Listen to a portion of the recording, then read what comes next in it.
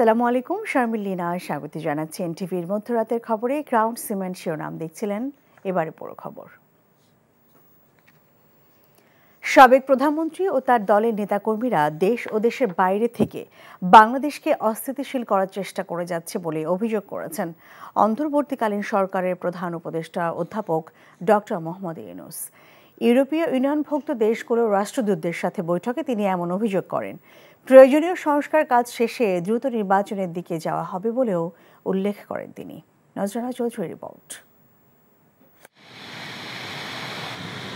ঢাকায় নিযুক্ত ইউরোপীয় ইউনিয়নভুক্ত দেশগুলোর আবাসিক ৮ রাষ্ট্রদূত এবং অনাবাসিক ১১ রাষ্ট্রদূত সোমবার প্রধান উপদেষ্টার তেজগাঁও কার্যালয়ে বৈঠক করেন। দুপুর ১২টায় শুরু হয়ে এই বৈঠক চলে প্রায় আড়াই ঘণ্টা। বৈঠকের শুরুতেই রাখা বক্তব্যে প্রধান উপদেষ্টা তার সরকারের দায়িত্ব গ্রহণের প্রেক্ষাপট তুলে ধরেন। জানান, তারা একটি ভঙ্গুর অর্থনীতি এবং অব্যবস্থাপনায় ভরা দেশ পেয়েছিলেন। সেই অবস্থা থেকে বাংলাদেশ অনেকটাই ঘুরে দাঁড়িয়েছে বলেও জানান ডক্টর ইউনূস। তবে গণঅভ্যুত্থানের মাধ্যমে দেশ ত্যাগে বাধ্য হওয়া সাবেক প্রধানমন্ত্রী এখনও দেশকে অস্থিতিশীল করার চেষ্টা করে যাচ্ছেন বলেও অভিযোগ করেন তিনি। সাবেক প্রধানমন্ত্রী বিদেশে বসে ভিডিও কলের মাধ্যমে দেশকে অস্থিতিশীল করতে চাচ্ছেন। তার দলের নেতারা প্রচুর দুর্নীতির অর্থ নিয়ে গেছেন, সেগুলোই এসব মিথ্যা প্রচারণার কাজে ব্যয় করা হচ্ছে। দেশের বিভিন্ন সংকট নিরসনে তার সরকার রাজনীতিবিদদের সাথে আলোচনা করে সিদ্ধান্ত নিচ্ছেন বলে জানান প্রধান উপদেষ্টা। দেশের মানবাধিকার পরিস্থিতি আগের থেকে অনেক ভালো হয়েছে উল্লেখ করে তিনি বলেন, সংখ্যালঘুদের নিয়ে দেশের বাইরে যা প্রচার হচ্ছে তা মোটেও সত্য নয়। প্রয়োজনীয় সংস্কার শেষে তার সরকার দ্রুত নির্বাচন অনুষ্ঠানের জন্য কাজ করে যাচ্ছে বলেও জানান ডক্টর ইউনূস। আমরা একটি নতুন বাংলাদেশের প্রতিশ্রুতি দিয়েছি, আর নতুন বাংলাদেশের জন্য নতুন নীতি ও কাঠামো দরকার। এসব কাজ হয়ে গেলে আমরা আমাদের প্রধান লক্ষ্য নির্বাচনের দিকে ধাবিত হব। তবে আমরা তা করতে মোটেও দেরি করব না, কারণ নির্বাচন দেরিতে হলে উন্নয়ন বাধাগ্রস্ত হবে।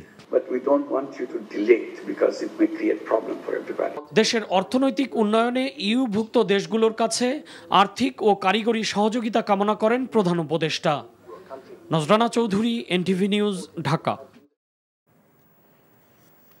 বাংলাদেশের বিরুদ্ধে ভারতীয় গণমাধ্যমে অপপ্রচার বন্ধ এবং দেশের অভ্যন্তরীণ বিষয়ে মন্তব্য করা থেকে বিরত থাকতে দেশটিকে বার্তা দিয়েছে বাংলাদেশ। সফররত ভারতীয় পররাষ্ট্র সচিব বিক্রম মিশ্রির সাথে কয়েক দফা বৈঠক শেষে একথা জানান বাংলাদেশের পররাষ্ট্র সচিব জসিম উদ্দিন। বৈঠকে ভারতের পক্ষ থেকে বাংলাদেশের সংখ্যালঘুদের নিরাপত্তা নিয়ে উদ্বেগ জানিয়েছেন দেশটির পররাষ্ট্র সচিব। নাজিবুর রহমানের রিপোর্টে দেখুন বিস্তারিত।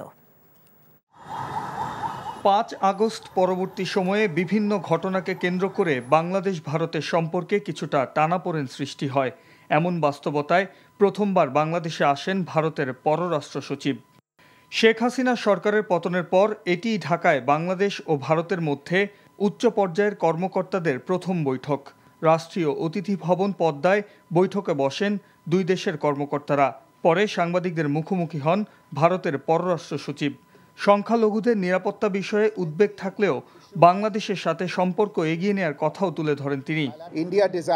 আমাদের মধ্যে অত্যন্ত খোলামেলা গঠনমূলক আলোচনা হয়েছে।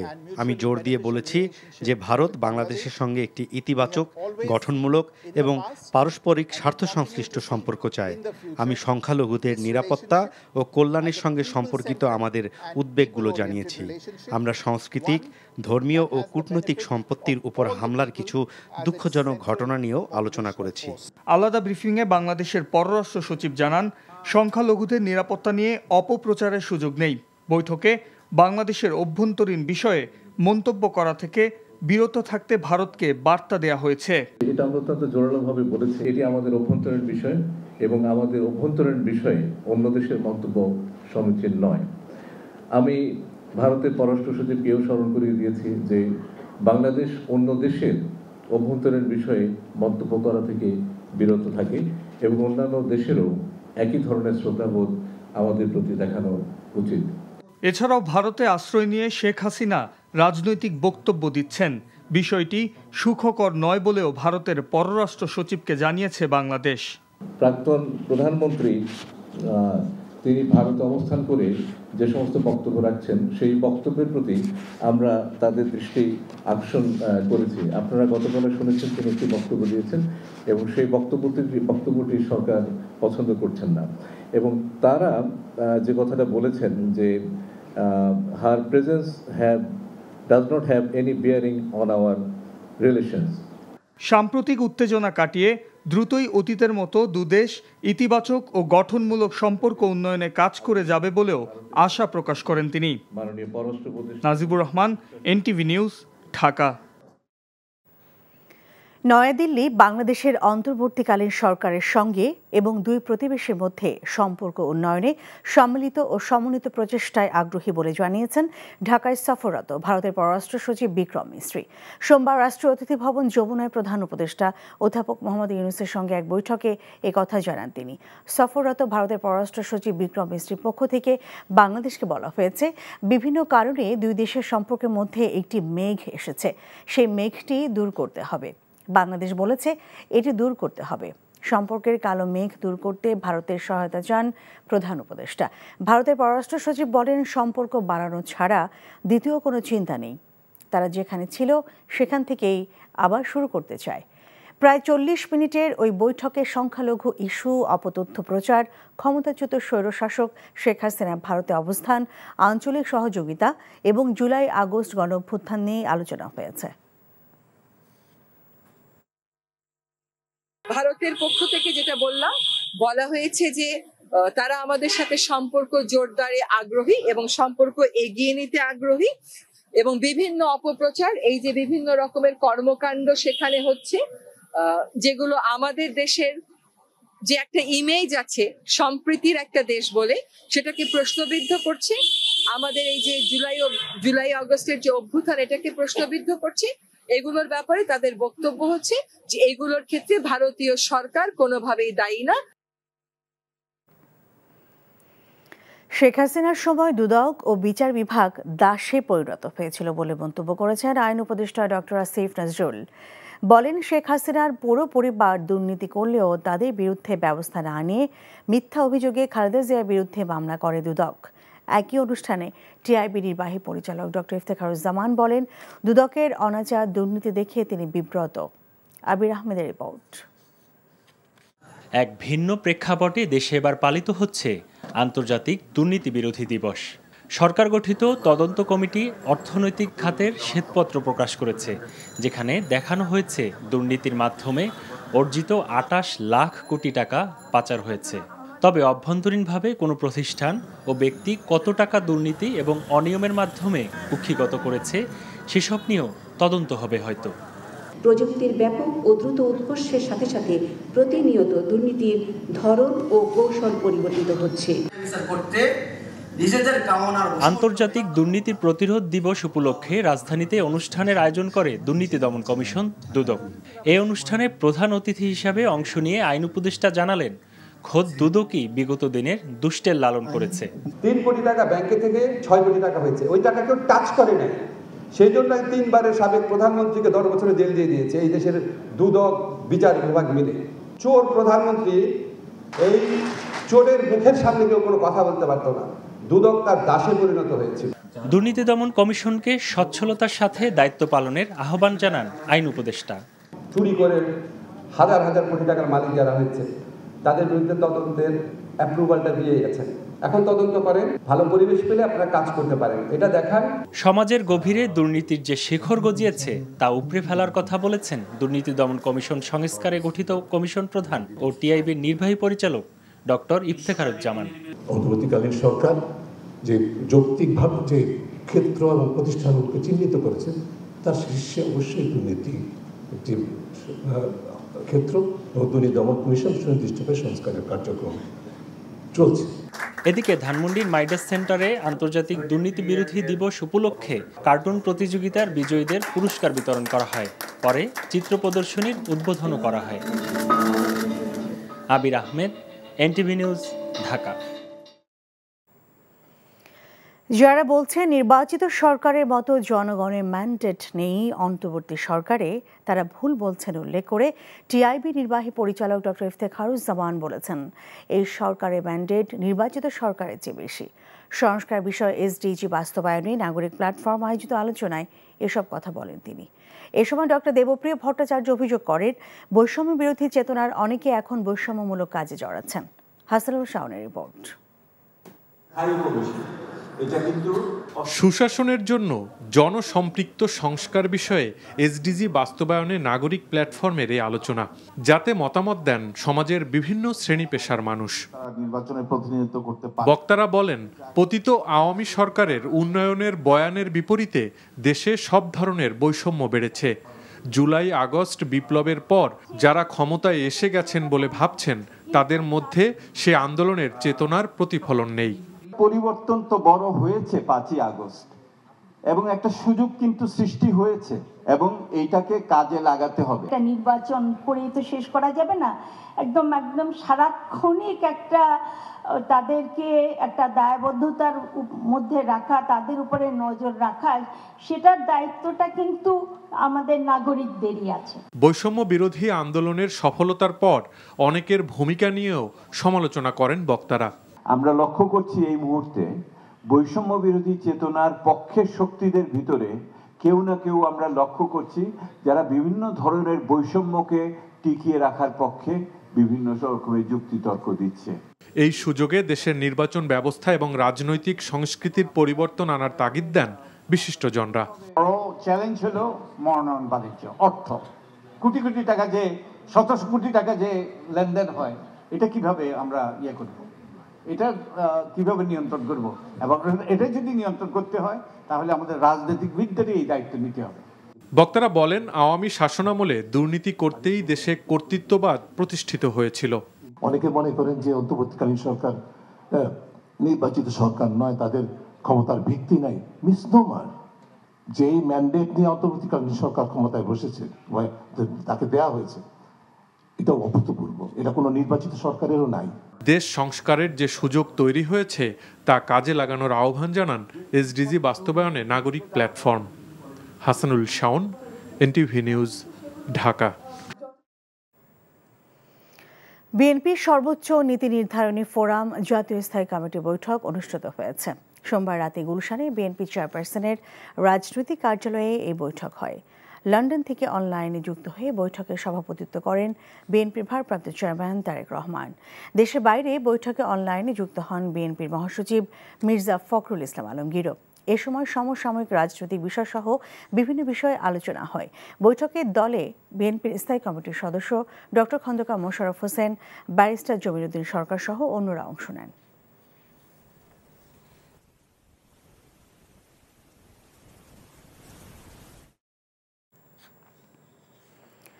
ভোটার তালিকা হালনাগাদ প্রয়োজনে নির্বাচনী এলাকার সীমানা পুনর্নির্ধারণ, নির্বাচন কমিশনের অধীনে এনআইডি কার্ডের সার্ভারের নিয়ন্ত্রণ, নির্বাচনে প্রার্থীদের আচরণ বিধিমালা সহ 17টি সংস্কার প্রস্তাব দিয়েছে বিএনপি। আর বিএনপি স্থায়ী কমিটির সদস্য সালাউদ্দিন আহমেদ বলেছেন, সংস্কার শেষে একটি সুষ্ঠু নির্বাচন প্রদানে 3 থেকে 4 মাসের বেশি সময় প্রয়োজন নেই। ইফতেখার রেজা রিপোর্ট। আগামী নির্বাচন কিভাবে সুষ্ঠু ও গ্রহণযোগ্য হতে পারে সেই বিষয়ে সংস্কার তুলে ধরতেই এই সংবাদ সম্মেলন করেছে বিএনপি।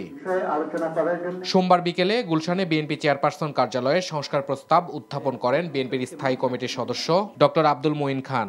তিনি বলেন, অগ্রাধিকার ভিত্তিতে নির্বাচন ব্যবস্থা ও সংবিধান সংস্কার জরুরি। আর 111-এর সময় ইচ্ছাকৃত পরিবর্তিত সীমানাগুলোর পুনর্নির্ধারণ বিবেচনায় প্রয়োজনীয়তা তুলে ধরেন তিনি। এ সময় বিএনপির পক্ষ থেকে সংস্কার প্রস্তাব সহ 17টি প্রস্তাব তুলে ধরা হয়। যে সংস্কারগুলো আমরা এই মুহূর্তে অত্যাবশ্যকীয় বলে মনে করছি, সেগুলোর প্রতি আমরা গুরুত্ব দিয়েছি, এবং নির্বাচনী সংস্কার কিন্তু তার মধ্যে অত্যন্ত গুরুত্বপূর্ণ সংস্কার। 111-এর যে সীমানা নির্ধারণে যেগুলো আমরা রাজনৈতিক বলে মনে করছি, পরবর্তীকালে কিছু কিছু সংশোধন হয়েছে। সাধারণ নির্বাচনের আগে যে কোনো সংক্ষুব্ধ ব্যক্তি তিনি কিন্তু নির্বাচন কমিশনের কাছে আবেদন করতে পারেন যে এটা এই কারণে এই নির্বাচনী সীমানাটা যুক্তিযুক্ত নয়। আমরা বলেছি এই পদ্ধতি যেহেতু আছে, এই পদ্ধতির মাধ্যমেই আমরা সীমানা নির্ধারণ পুনর্নির্ধারণ করার প্রয়োজন হলে সেইভাবে করে নিতে পারি। বিএনপি স্থায়ী কমিটির সদস্য সালাউদ্দিন আহমেদ বলেন, জরুরি সংস্কার শেষে ৩-৪ মাসের মধ্যেই সুষ্ঠু নির্বাচন দেওয়া সম্ভব। এটা অধিকাংশই আইনি সংস্কারের বিষয়, কাগজের বিষয়। ভোটার তালিকা প্রণয়ন যেটা আপডেট হালনাগাদ করা হয় সেটার একটা নিয়ম আছে, বিধিও আছে। জানুয়ারির 2 তারিখে খুব সম্ভবত খসড়া তালিকা প্রকাশ করা হবে। তারপরের যে কাজগুলো, এগুলো সবগুলো গোছাতে প্র্যাকটিক্যালি 2 থেকে 3 মাসের বেশি সময় লাগার কথা নয়। সেগুলো সমন্বিত করে এটি নির্বাচন উপহার দিতে আমাদের মনে হয় না এটা খুব বেশিতে 3 থেকে 4 মাসের বেশি সময় লাগার কথা। অতীতে যেসব কর্মকর্তা কর্মচারী রাতের ভোটে সহযোগিতা করেছে সে বিষয়ে তদন্ত করে তাদের বিরুদ্ধে ব্যবস্থা নেওয়ার দাবি জানিয়েছেন বিএনপির স্থায়ী কমিটির সদস্য নজরুল ইসলাম খান। Iftekhar Reza, NTV news, Dhaka. ভারতীয় আগ্রাসন ও বাংলাদেশের বিরুদ্ধে তথ্য সন্ত্রাসের প্রতিবাদে আগামী বুধবার আগরতলা অভিমুখে লং মার্চের কর্মসূচি দিয়েছে বিএনপির 3 সহযোগী সংগঠন যুবদল, ছাত্রদল ও স্বেচ্ছাসেবক দল। নয়াপল্টন থেকে বুধবার সকালে শুরু হবে কর্মসূচি। আখাউড়া সীমান্ত পর্যন্ত যাবে এই লং মার্চ। আজ সংবাদ সম্মেলনে কর্মসূচি ঘোষণা করেন যুবদলের সভাপতি আব্দুল মোনায়েম মুন্না। বলেন, স্বৈরাচার শেখ হাসিনা পতনের পর কাল্পনিক ও ভিত্তিহীন সংখ্যালঘু নির্যাতনের প্রোপাগান্ডা ছড়িয়ে বাংলাদেশের জনগণের বিরুদ্ধে অবস্থান নিয়েছে ভারত। শেখ হাসিনাকে নিজেদের ভূমি ব্যবহার করে ভারত ছাত্র জনতার সরকারকে বিব্রত করার সুযোগ করে দিয়েছে বলেও অভিযোগ করেন তিনি। বলেন, দেশটির রাজনীতিবিদরা বাংলাদেশের অভ্যন্তরীণ বিষয়ে অযাচিত মন্তব্য করছে। ভারতীয় প্রচার মাধ্যমে বাংলাদেশ সম্পর্কে অপপ্রচারের নিন্দাও জানান মুন্না। আমাদের পরবর্তী কর্মসূচি ঘোষণা করছি। আগামী 11 ভারতীয় মিথ্যা তথ্য সন্ত্রাসের প্রতিবাদ, ভারতীয় আগ্রাসনের বিরুদ্ধে আমরা জনগণকে ঐক্যবদ্ধ করে আমরা ঢাকা থেকে আগরতলার অভিমুখে লং মার্চের ঘোষণা দিচ্ছি, যেটা 11ই ডিসেম্বর আমরা পল্টন সকাল 8টায় পল্টন থেকে জমায়েত হয়ে আমরা এখান থেকে আমাদের লং মার্চ, শান্তিপূর্ণ লং মার্চ আখাউড়া সীমান্ত পর্যন্ত আমরা যাব। বাংলাদেশের সর্বস্তরের ছাত্র, যুবক এবং স্বেচ্ছাসেবী জনতাকে এই লং মার্চে অংশগ্রহণের আহ্বান জানাচ্ছি। ভারত এখন জঙ্গি রাষ্ট্র হিসেবে পরিচিত হয়েছে। ভারত যাদেরকে আশ্রয় দিচ্ছে তাদেরকে আমরা জঙ্গি মনে করি বলে মন্তব্য করেছেন বৈষম্য বিরোধী ছাত্র আন্দোলনের আহ্বায়ক হাসনাত আব্দুল্লাহ।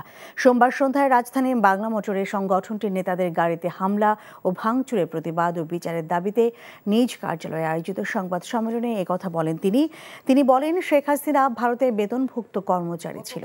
ভারত থেকে যে নির্দেশ পেত সেভাবেই এ দেশকে ধ্বংস করেছে।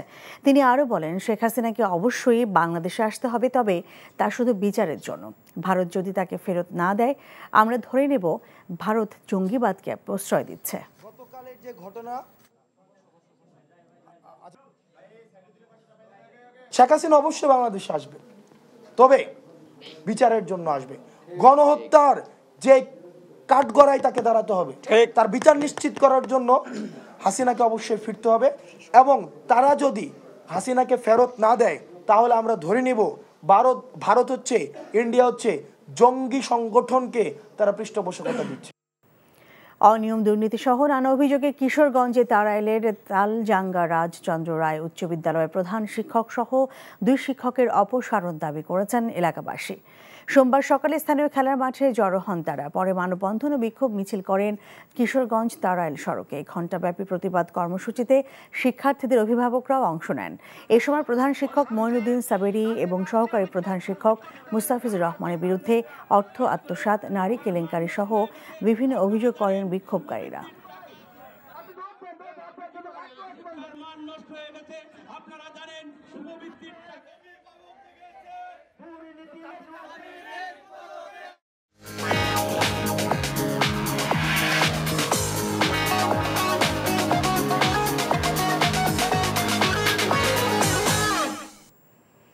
এবারে নগদ নিবেদিত অর্থনীতির খবর।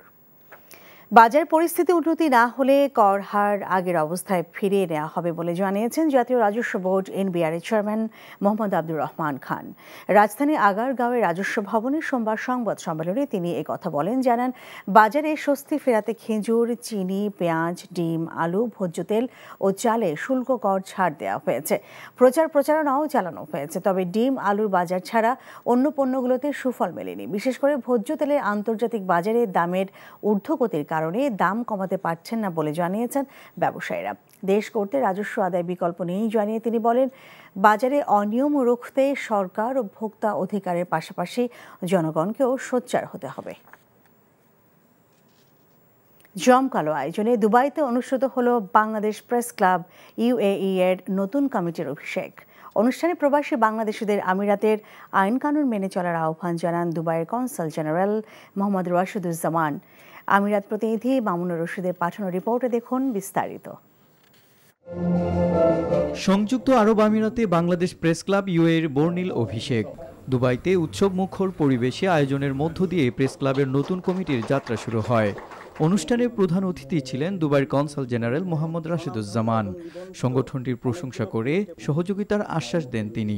সংযুক্ত আরব আমিরাতে বাংলাদেশের বিদ্যমান ভিসা সমস্যার বিষয়ে অনেকে প্রায়শই আমাদের কাছে জানতে চান।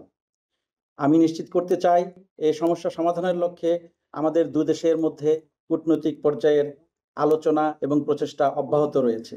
কনসাল জেনারেল সহ কনসুলেটের বিশেষ টিম উত্তর আমিরাতস্থ বিভিন্ন প্রতিনিধিত্বশীল সংগঠনের সহযোগিতায় প্রবাসী শ্রমিকদের সাথে ধারাবাহিক মতবিনিময় সভায় অংশগ্রহণ করবে বলে আমরা আশা করছি।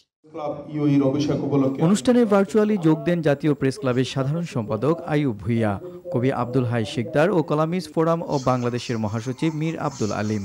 অনুষ্ঠানে প্রেস ক্লাবের সভাপতি, সম্পাদক ও সদস্যবৃন্দকে শপথ বাক্য পাঠ করান বাংলাদেশ সমিতি UAE-র সভাপতি প্রকৌশলী মোয়াজ্জেম হোসেন। সংযুক্ত আরব আমিরাত এবং বাংলাদেশের মধ্যে যে বায়োলেটারাল ব্রাদারশিপ রিলেশনশিপ আমাদের মধ্যে আছে, এটা সম্পর্কটা অটুট রাখতে হলে এই সংবাদপত্র বা সাংবাদিকদের ভূমিকা অবশ্যই উল্লেখযোগ্য হতে হবে, যেন এমন কিছু সংবাদ আমরা পরিবেশনা না করি যে আমাদের ভিতরে ভুল বা মতাদর্শের মধ্যে কোনো রকম বিচ্ছেদ তৈরি হয়। সত্য ঘটনাটা তুলে ধরা, বাংলাদেশ এবং আমিরাতের কমিউনিটির সাথে একটা সেতুবন্ধন গড়ে তোলা, যেটা আপনারা আমাদের নিউজের মাধ্যমে অবশ্যই দেখতে পাচ্ছেন। অনুষ্ঠানে বক্তব্য দেন দুবাই পুলিশের সিনিয়র কর্মকর্তা ওমর আফলাতুন, কমিউনিটি ব্যক্তিত্ব জাকির হোসেন, ধারাভাষ্যকার শামীম আশরাফ চৌধুরী, দুবাই কনসুলেটের প্রথম সচিব প্রেস আরিফুর রহমান, ওলংগং ইউনিভার্সিটির শিক্ষক ডক্টর জিনাত রেজা খান। অনুষ্ঠানে উপস্থিত ছিলেন দুবাই পুলিশের কর্মকর্তা, কনসুলেটের কর্মকর্তা, বাংলাদেশ কমিউনিটির বিশিষ্টজন এবং প্রবাসী বাংলাদেশিরা। খবরের সামনের এবং পিছনের খবরগুলো মানুষ জানতে পারবে, সত্যটা মানুষের সামনে তুলে ধরতে পারবে। Very big special thanks for Mamun Rashid. He gave us the opportunity to come over here to meet. অনুষ্ঠানের সাংস্কৃতিক আয়োজন মুগ্ধ করে অতিথিদের। বাংলাদেশ প্রেস ক্লাব UAE-র অভিষেক অনুষ্ঠানটি এক টুকরো বাংলাদেশে পরিণত হয়। NTV international desk. এশিয়া শ্রেষ্ঠত্বের মুকুট পরে দেশে ফিরেছে বাংলাদেশ 19 দল। অধিনায়ক আজিজুল হাকিম তামিম জানিয়েছেন, এবার যুব বিশ্বকাপের শিরোপাও জিততে চায় তার দল। এখনই হারিয়ে যেতে নয়, দীর্ঘদিন দেশের জন্য খেলতে চান তামিম। রিপোর্ট কৌশল ইয়াসিরের। হযরত শাহজালাল আন্তর্জাতিক বিমানবন্দরের VIP গেট দিয়ে শিরোপা হাতে বের হলেন অধিনায়ক। ভ্রমণ ক্লান্তি ছাপিয়ে গেছে চোখ মুখ ভরা উচ্ছ্বাসে। এমনটা হবার কারণ যুব এশিয়া কাপের ফাইনালে রেকর্ড 8 বারের চ্যাম্পিয়ন শক্তিশালী ভারতকে হারিয়ে শিরোপা জিতেছে আজিজুল হাকিম তামিমের দল। 2020 সালে যুব বিশ্বকাপে চ্যাম্পিয়ন হয় বাংলাদেশ। দেশের মানুষের জন্য আবারও বিশ্বকাপ জিততে চান তামিম। একটা এশিয়া কাপ জিতছে, একটা কনফিডেন্ট ওভারঅল। আর আপনার যদি দেখেন পাকিস্তান বা ইন্ডিয়ান টিমরা যদি হারান, আরও একটু কনফিডেন্স থাকে। আর ইনশাল্লাহ এই কনফিডেন্স ধরে রাখার চেষ্টা করব। সামনে আমাদের এশিয়া কাপ বললাম যে এশিয়া কাপ যেগুলো আছে সিরিজ এবং ওয়ার্ল্ড কাপ আছে, সেগুলো আমরা ভালো করার চেষ্টা করবো। এ নিয়ে টানা দ্বিতীয়বার এশিয়া কাপের শিরোপা জিতেছে বাংলাদেশ। ডিফেন্ডিং চ্যাম্পিয়ন হিসেবে খেলা চাপ ছিল, প্রত্যাশা অনুযায়ী শিরোপা নিয়ে ফিরেছে লাল সবুজরা। হারিয়ে যেতে নয়, দীর্ঘদিন দেশের জন্য খেলা চালিয়ে যেতে চান অধিনায়ক। আন্ডার-19 পরে HP বা আমাদের যে টাইগার্স টিম আছে বা BPL যে শুরু হয়, এখানে প্লেয়ারেরই বলবো আমরা, BCB অনেক কিছু আমাদের জন্য করে। আর আমরা যেভাবে গড়ে উঠেছি জয়সওয়াল, আসলে এটা হয় আমাদের প্লেয়ারও যে দেখেন যদি 19 আমরা যে ওয়ার্ল্ড কাপ চ্যাম্পিয়ন, বাংলাদেশ টিমে কয়টা প্লেয়ার খেলতেছে, এখন দেখেন অনেক বড় বা বেশি প্লেয়ারই খেলতেছে। তো সেই হিসেবে যদি আমরা প্লেয়াররা ভালো করতে থাকি এবং যেটা চালাই থাকি, আমরা ইনশাল্লাহ ভালো কিছুই হবে। 2026 সালে অস্ট্রেলিয়ায় আয়োজন হবে অনূর্ধ্ব 19 বিশ্বকাপের আসর। কুশল ইয়াসির, NTV নিউজ, ঢাকা। এই ছিল মধ্যরাতের খবরে। এই খবরের ভিডিও সহ আপডেট জানতে ভিজিট করুন NTV অনলাইন www.ntvbd.com। এছাড়াও NTV জনপ্রিয় সব অনুষ্ঠান ও খবরের আপডেট জানতে ভিজিট করুন আমাদের ইউটিউব ও ভেরিফাইড ফেসবুক পেজ। সকাল 7:30 সকালে খবর দেখার আমন্ত্রণ রইল। এতক্ষণ সঙ্গে থাকার জন্য ধন্যবাদ সবাইকে।